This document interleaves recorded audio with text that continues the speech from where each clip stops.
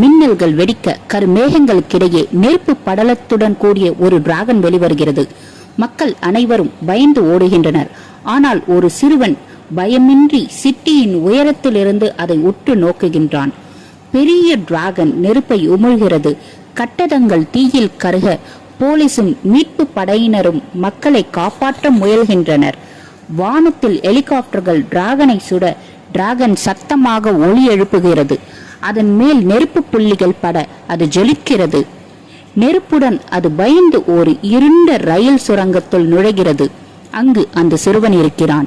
நேருக்கு நேர் பார்த்து கொள்கின்றனர். சிறுவன் பின் திரும்பி ஓடுகின்றான். போலீஸ் அதை மறுபடியும் துப்பாக்கியில் சுடுகின்றனர்.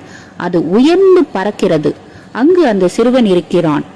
ஹெலிகாப்டர் மேல் இருந்து அதை தாக்குகின்றனர்.